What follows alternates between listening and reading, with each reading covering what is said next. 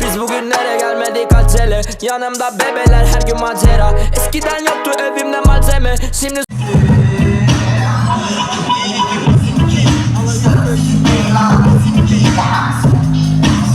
Arabaya dayı birine salam verdi. 4 dəfə özdə qoz qoymalı Allah haqqı. Pis hiss elədim özümü. Görsən əlsiz. Əlsiz yox tək əllə. Ya yibal kaka şişi bilirdi. Biz göyərti almağa gəlmişdik elə bil. İndi burada işləyirik. Fəhlə görsən, işdən çıxıb şey gedir. Fəhlələr. Nə var sən indi? Sanlar solduram qardaş. Ceyhun bak köpək görsün sən götür qardaş.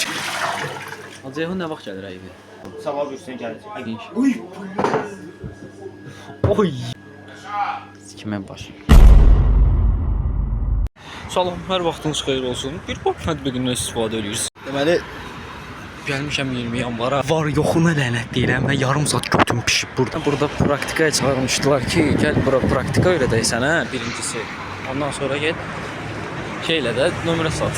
Nömrə satmaq yox, hər şey pulsuz nömrə verirlər. Pulsuz nömrə verdiyin qarşılığında 3 manat bonus qazanırsan.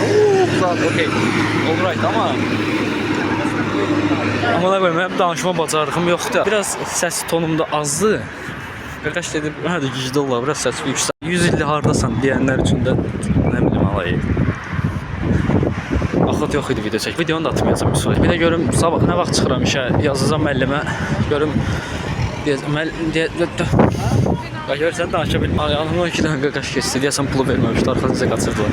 Nəysə də belə. Sabah görüşək. Bayaq ki son görüntülərdən sonra bir ay boyunca video çəkməmişəm. Səbəbi bilirsiniz nədir? Yaddan çıxıb. Əsəl ofşiş çığıram özümü.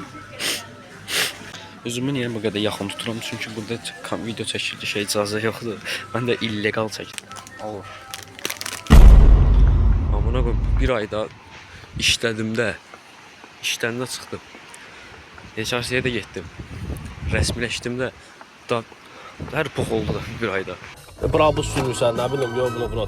Qardaşım maşını S-klassdır məsələn. 100% yəni məncə sən belə yaşayırsan.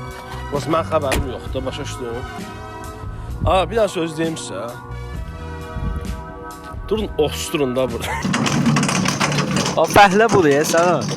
Fizika qanunundan çiğnəyirəm da bu dəqiq. Newton Pay. Götür Allah əlim ağrıdı. Çin hürriyet dolap der reggaeton. Selam tüm sokak çetelere hem şov. Senin sahte mafyalın dümen zaten hep şov.